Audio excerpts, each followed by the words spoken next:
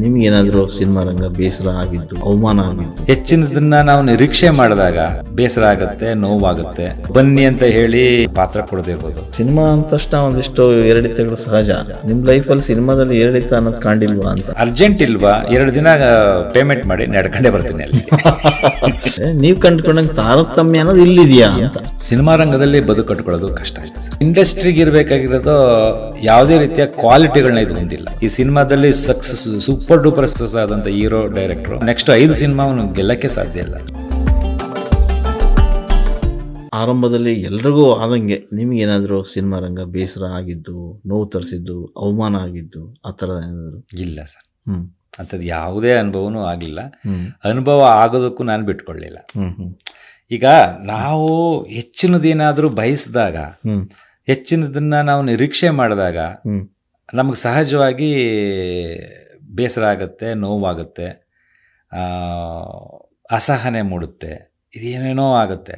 But ನಾನು ಇದು ಯಾವುದನ್ನು ನಿರೀಕ್ಷೆನೇ ಇಟ್ಕೊಂಡಿರಲ್ಲ ಸರ್. ಅದೇ ಈಗ ನಮಗೆ ಅಸಹನೆ ಮತ್ತು ನಮಗೆ ಬೇಸರ ಬರೋ, ನೋವು ತರೋ ಸಂಗತಿಗಳು ಯಾವುದಿರ್ತದೆ ಅಂತಾರೆ, ಸಾಮಾನ್ಯವಾಗಿ ಊಟ ತಿಂಡಿಲಿರ್ತದೆ. ನಮ್ಮ ವಾಹನ ಹೋಗಿ ಬರೋದು ವಿಚಾರದಲ್ಲಿ ವ್ಯತ್ಯಾಸಗಳಿರ್ತದೆ. ಉಳ್ಕೊಳ್ಳೋ ಜಾಗಗಳಲ್ಲಿ ವ್ಯತ್ಯಾಸಗಳಿದ್ದಾಗ ಆಗುತ್ತೆ. ಆಮೇಲೆ ನಿಮ್ದು ಯಾವುದೋ ಪಾತ್ರ ಅಂತೇಳಿ ಇನ್ಯಾರ್ದೋ ಪಾತ್ರಕ್ಕೆ ಬೇರೆ ಪಾತ್ರ ಮಾಡಿಸಿ ಅಂತ ಹೇಳ್ಬೋದು. ಅಥವಾ ಬನ್ನಿ ಅಂತ ಹೇಳಿ ಇವತ್ತು ನಿಮ್ಮ ಶೂಟ್ ಇಲ್ಲ, ನೋಡೋಣ ಇನ್ನೊಂದು ದಿವಸ ಬನ್ನಿ ಅಂತಂತ ಫೋನ್ ಕಳಿಸ್ಬಿಟ್ಟು ಆಮೇಲೆ ಪಾತ್ರ ಕೊಡೋದಿರ್ಬೋದು. ನನಗೆ ಇದು ಯಾವುದೂ ಬರಲೇ ಇಲ್ಲ. ಯಾಕಂದರೆ ಮೊದಲನೇ ದಿನದಿಂದನೇ ನಾನು ನನ್ನ ಗಾಡಿಲೇ ಸೆಟ್ಗೆ ಹೋಗಕ್ಕೆ ಶುರು ಮಾಡಿದೆ. ಇವತ್ತಿನವರೆಗೂ ತುಂಬ ದೂರ ಆದರೆ ಅವರೇನೋ ವೆಹಿಕಲ್ ಅಂದರೆ ಬಸ್ ಮಾಡಿರ್ತಾರೆ, ಹಂಗೇನೋ ಹೋಗಿ ಬರ್ತೀನಿ. ಫ್ಲೈಟ್ ಮಾಡಿರ್ತಾರೆ, ಫ್ಲೈಟ್ ಬಂದು ಹೋಗ್ತೀನಿ. ನಾನು ಎಲ್ಲರಿಗೂ ಹೇಳೋದಷ್ಟೇ, ಅರ್ಜೆಂಟ್ ಇದೆಯಾ ಫ್ಲೈಟ್ ಮಾಡಿ ಬರ್ತೀನಿ, ಅರ್ಜೆಂಟ್ ಇಲ್ವಾ 2 ದಿನ ಪೇಮೆಂಟ್ ಮಾಡಿ ನಡ್ಕೊಂಡೇ ಬರ್ತೀನಿ ಅಲ್ಲಿ. ಎಲ್ಲದಕ್ಕೂ ಸಿದ್ಧ ನಾವು. ಹಾಗಾಗಿ ನನಗೆ ಆ ರೀತಿ ಸಂಪರ್ಕದೇನೂ ಆಗಲಿಲ್ಲ. ಊಟ ಉಪಚಾರದಲ್ಲಿ ಯಾವುದು ನಾನು ಪರ್ಟಿಕ್ಯುಲರ್ ಆಗಿಲ್ಲ. ಆಮೇಲೆ ಸೆಟ್ಟಲ್ಲಿ ಹೋದ್ರೆ ನಾನು ಊಟನೇ ಮಾಡಲ್ಲ.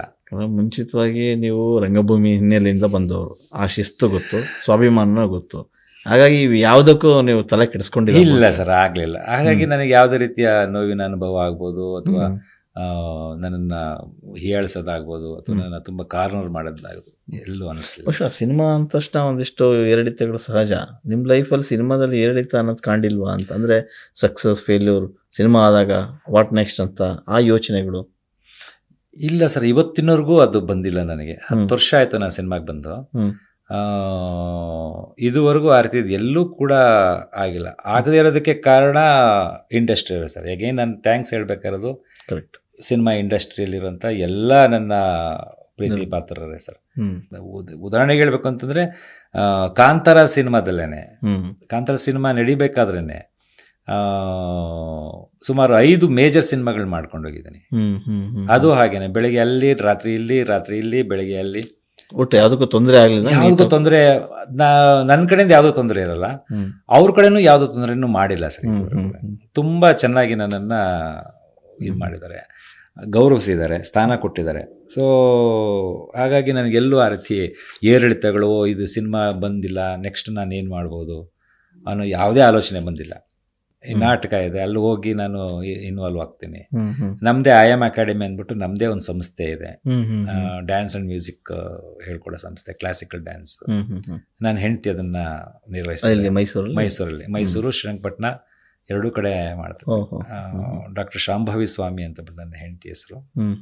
ಆಕೆನೂ ಕೂಡ ಇದ್ರ ಮೇಲೆ PhD ಮಾಡೋದು, MA ಇನ್ ಡ್ರಾಮಾ, ಡ್ಯಾನ್ಸ್, ಪರ್ಫಾರ್ಮಿಂಗ್ ಆರ್ಟ್ಸ್ ಮೇಲೆ. ಸಂಸ್ಕೃತ ನಾಟಕಗಳಲ್ಲಿ ಬರೋ ನೃತ್ಯಾಂಶಗಳ ಮೇಲೆ ಆಕೆ PhD ಮಾಡೋದು. ಸೊ ನಮ್ಮದೇ ಸಂಸ್ಥೆ ಇದೆ. ಸೊ ಹಾಗಾಗಿ ನಾನು ಎಲ್ಲಿ ಆದರೂ ಕೂಡ ನಾನು ಬ್ಯುಸಿಯಾಗಿರ್ತೀನಿ ಮತ್ತು ಎಂಗೇಜ್ ಆಗಿರ್ತೀನಿ. ಜಾಸ್ತಿ ನಿರೀಕ್ಷೆಗಳಿಲ್ಲದಾಗ ನಿಮಗೆ ಯಾವುದು ತಟ್ಟಲ್ಲ ಸರ್, ತಾಗಲ್ಲ ಸರ್, ಆರಾಮಾಗಿರ್ಬೋದು. ನಿಮ್ಮ ಪ್ರಕಾರ ಸಿನಿಮಾ ರಂಗದಲ್ಲಿ ಬದುಕನ್ನು ಕಟ್ಕೊಳ್ಳೋದು ಸುಲಭನಾ ಅಥವಾ ಕಷ್ಟನಾ ಸರ್? ಸಿನಿಮಾ ರಂಗದಲ್ಲಿ ಬದುಕು ಕಟ್ಕೊಳ್ಳೋದು ಕಷ್ಟ ಇದೆ ಸರ್, ಕಷ್ಟ ಇದೆ. ಓಕೆ. ಯಾವಾಗ ನೀವು ಸಿನಿಮಾದ ಮೇಲೇ ನೀವು ನಿರೀಕ್ಷೆಗಳಿಟ್ಟಾಗ, ಸಿನಿಮಾದಿಂದನೇ ನಾನು ನನ್ನ ಬದುಕನ್ನೆಲ್ಲ ನಡೆಸಬೇಕು ಅಥವಾ ಸಿನಿಮಾದಲ್ಲಿ ನಿರೀಕ್ಷೆ ಇಟ್ಟಾಗ ಬದುಕು ಕಟ್ಕೊಳ್ಳೋದು ಕಷ್ಟ ಇದೆ. ಕಾರಣ ಏನಕ್ಕೆ ಅಂತಂದರೆ, ಇದು ಇಂಡಸ್ಟ್ರಿ ಹೌದು, ಹ್ಮ್ ಆದರೆ ಇಂಡಸ್ಟ್ರಿಗೆ ಇರಬೇಕಾಗಿರೋದು ಯಾವುದೇ ರೀತಿಯ ಕ್ವಾಲಿಟಿಗಳನ್ನ ಇದು ಹೊಂದಿಲ್ಲ. ಹ್ಮ್ ಹ್ಮ್ ಹ್ಮ್ ಅಂದರೆ ನಾನು ಇದು ನೆಗೆಟಿವ್ ಆಗಿ ಹೇಳ್ತಾ ಇಲ್ಲ. ಅದೇ ಇಂಡಸ್ಟ್ರಿಗೆ ಇರಬೇಕಾದ್ರೆ ಕ್ವಾಲಿಟಿ ಅಂತಾರೆ ಒಂದು ಪರ್ಫೆಕ್ಷನ್ ಇರುತ್ತೆ, ಒಂದು ಅಕಾಡೆಮಿಕ್ ಕ್ವಾಲಿಫಿಕೇಷನ್ ಇರಬೇಕಾಗತ್ತೆ, ಒಂದು ಪ್ರಾಕ್ಟೀಸಿಂಗ್ ಇರಬೇಕಾಗತ್ತೆ. ಹ್ಮ್ ಹ್ಮ್ ಇದು ಸಂಪೂರ್ಣವಾಗಿ ನೀವು ಇದೊಂದು ರೀತಿ ಇಮ್ಯಾಜಿನರಿ ವರ್ಲ್ಡ್. ಇದು ಹ್ಮ್ ಹ್ಮ್ ಹ್ಮ್ ಇಮ್ಯಾಜಿನರಿ ವರ್ಲ್ಡ್ ಸರ್ ನಮ್ಮ ಫಿಲಮ್ ಹೌದು. ಇಂಡಸ್ಟ್ರಿ ಕಲ್ಪನಾ ಲೋಕ. ಕಲ್ಪನಾ ಲೋಕ. ಈ ಕಲ್ಪನೆಗೆ ನೀವು ಯಾವ್ದಾದ್ರು ಎಜುಕೇಷನ್ ಇದೆಯಾ? ಇಲ್ಲ. ಕಲ್ಪನೆ ಕಾಣೋನಿಗೆ ಬೇರೆ ಬೇರೆ ರೀತಿಯಾದ ಮೆಟೀರಿಯಲ್ಗಳನ್ನ ಒದಗಿಸುವಂತಹ ಎಜುಕೇಷನ್ ಇದೆ. ಅಂತಂದರೆ ಡ್ರಾಮಾ ಇದೆ, ಡ್ಯಾನ್ಸ್ ಇದೆ, ಟೆಕ್ನಿಕಲ್ ಆಗಿ ಕ್ಯಾಮ್ರಾ ಹ್ಯಾಂಡಲ್ ಮಾಡೋದು ಇವೆಲ್ಲವೂ ಇದೆ, ತಾಂತ್ರಿಕವಾಗಿ ನಿಮಗೆಲ್ಲವೂ ಇದೆ. ಹ್ಮ್ ಆದರೆ ನಿಮ್ಮ ಕಲ್ಪನಾ ಲೋಕವನ್ನು ಕಟ್ಕೊಳ್ಬೇಕಾದ್ರೆ ನೀವು ಒಬ್ಬರೇನೆ. ಹ್ಮ್ ಹ್ಮ್ ಆ ಕಲ್ಪನೆ ಕಟ್ಕೊಳ್ಳೋದ್ರಲ್ಲಿ ಯಶಸ್ಸಾಗ್ತಿರೋ ಯಶಸ್ಸಾಗಲ್ವೋ? ಹ್ಮ್ ಅಭಿನಯ, ಎಲ್ಲರಿಗೂ ಅಭಿನಯ ಬರ್ತದೆ. ಅವನ ಅಭಿನಯದಲ್ಲಿ ಅವನು ಸಕ್ಸಸ್ ಆಗ್ತಾನೋ ಇಲ್ವೋ? ನೀವು ಅಭಿನಯ ಅಂದ್ರೂ ಕೂಡ ಈಗ 4 ಜನ ಅಭಿನಯಿಸ್ತಾ ಇರ್ತಾರೆ, ಅದ್ರಲ್ಲಿ ಒಬ್ಬ ಮಾತ್ರ ಚೆನ್ನಾಗಿ ಕಾಣಿಸ್ತಾ ಇರ್ತಾನೆ ಅಂದರೆ ಅದು ಅವನ ಮನೋಧರ್ಮ, ಅವನ ಕಲ್ಪನೆ, ಅವನ ಕಲ್ಪನಾ ಇದನ್ನ ಇಟ್ಕೊಂಡು ಅವನು ಅದನ್ನ ಪ್ರಸ್ತುತಿ ಪಡಿಸ್ತಾ ಇರ್ತಾನೆ. ಹಾಗಾಗಿ ಅವನು ನಮಗೆ ಚೆನ್ನಾಗಿ ಕಾಣಿಸ್ತಾನೆ. ಸೊ ಆ 4 ಜನದಲ್ಲಿ ಅವನೊಬ್ಬನ ಮಾತ್ರ ನಾವು ಗುರುತಿಸಿ ಅವನು ಮುಂದೆ ಬೆಳೀತಾ ಹೋಗ್ತಾನೆ. ಇನ್ನು 3 ಜನ ಆ ಲೆವೆಲಲ್ಲೇ ಹೋಗ್ತಾರೆ. ಅಂದರೆ ಇಲ್ಲಿ ನಾವು ಎಜುಕೇಷನ್ ಅಂತ ಹೇಳ್ತೀವ, ಅಥವಾ ಅವನ ಅದೃಷ್ಟ ಅಂತ ಹೇಳ್ತೀವ, ಅವನ ಎಫರ್ಟ್ ಅಂತ ಹೇಳ್ತೀವ, ಹೇಳಕ್ಕೆ ಬರಲ್ಲ ಸರ್. ಸೊ ಹಾಗಾಗಿ ನೀವು ಇಂಡಸ್ಟ್ರಿ ಒಳಗಡೆ ನೀವು ಬದುಕನ್ನು ಕಟ್ಟಬೇಕು ಅಂತಂತಂದರೆ, ಬದುಕನ್ನು ಕಟ್ಕೊಳ್ಳೋಕ್ಕೆ ಕಷ್ಟ ಅಂತ ಯಾಕೆ ಮತ್ತೆ ಹೇಳ್ತೀನಿ ಅಂತಂದರೆ, ಇದೊಂದು ರೀತಿ ಅಮೂರ್ತವಾಗಿದೆ, ನಿಮ್ಗೆ ಯಾವುದೂ ಸಿಗಲ್ಲ, ಮೂರ್ತ ರೂಪದಲ್ಲಿ ಯಾವುದೂ ಸಿಗಲ್ಲ. ಈ ಸಿನಿಮಾದಲ್ಲಿ ಸೂಪರ್ ಡೂಪರ್ ಸಕ್ಸಸ್ ಆದಂಥ ಹೀರೋ ಡೈರೆಕ್ಟ್ರು ನೆಕ್ಸ್ಟ್ 5 ಸಿನಿಮಾ ಅವನು ಗೆಲ್ಲಕ್ಕೆ ಸಾಧ್ಯ ಇಲ್ಲ ಅಲ್ವಾ? ಆದ್ರೆ ಏನದು ವ್ಯತ್ಯಾಸ ಗೊತ್ತಿಲ್ಲ. ಅದು ನಿಮಗೆ ಮಾಧ್ಯಮದಲ್ಲಿ ಕೆಲಸ ಮಾಡುವ ಆಸಕ್ತಿ ಇದೆಯಾ? ಹಾಗಾದ್ರೆ ಕರ್ನಾಟಕ ಟಿವಿ ಡಿಜಿಟಲ್ ಮೀಡಿಯಾದಲ್ಲಿದೆ ನಿಮಗೆ ಒಳ್ಳೆಯ ಅವಕಾಶ. ಆಯ್ಕೆಯಾದವರಿಗೆ ಉಚಿತ ತರಬೇತಿ ಕೊಡ್ತೀವಿ. ತರಬೇತಿ ನಂತರ ಕೆಲಸ ಮಾಡುವ ಅವಕಾಶನೂ ಕೊಡ್ತೀವಿ. ಈ ಕೂಡಲೇ ನಿಮ್ಮ ಮಾಹಿತಿಯನ್ನ ಮೇಲ್ ಮಾಡಿ. ತುಂಬಾ ದಪ್ಪ ಇದ್ದೀರಾ? ಅದರಲ್ಲೂ ಯಾವುದೇ ಸೈಡ್ ಎಫೆಕ್ಟ್ ಇಂದ ಸಣ್ಣ ಆಗ್ಬೇಕಾ? ಎಷ್ಟೋ ಜನ ಹೇಳ್ತಾ ಇದ್ರಿ, ಸರ್ ನಾನು ಜಿಮ್ಗೆ ಹೋಗ್ತಾ ಇದ್ದೀನಿ ಆದ್ರೂ ಸಣ್ಣ ಆಗ್ತಾ ಇಲ್ಲ ಸರ್, ವರ್ಕೌಟ್ ಮಾಡ್ತಾ ಇದ್ದೀನಿ ಆದ್ರೂ ಸಣ್ಣ ಆಗ್ತಾ ಇಲ್ಲ ಅಂತ ಹೇಳ್ತಾ ಇದ್ರಲ್ಲ. 100% ಯಾವ ಜಿಮ್ಗೂ ಹೋಗ್ದಂಗೆ ವರ್ಕೌಟು ಮಾಡ್ದಂಗೆ ನೀವು ಸಣ್ಣ ಆಗ್ಬೋದು. ಪ್ರತಿದಿನ ಬೆಳಿಗ್ಗೆ ಸಂಜೆ 2 ಟೈಮ್ ನಮ್ಮ ಜೀನಿ ಸ್ಲಿಮ್ನ ಯೂಸ್ ಮಾಡಿ ಯಾವುದೇ ಸೈಡ್ ಎಫೆಕ್ಟ್ ಇಲ್ದಂಗೆ ನೀವು ಸಣ್ಣ ಆಗ್ತೀರಾ. ಯಾಕೆಂದ್ರೆ ಜೀನಿ ಸ್ಲಿಮ್ಮು ಒಂದು ಉತ್ತಮ ಆಹಾರ.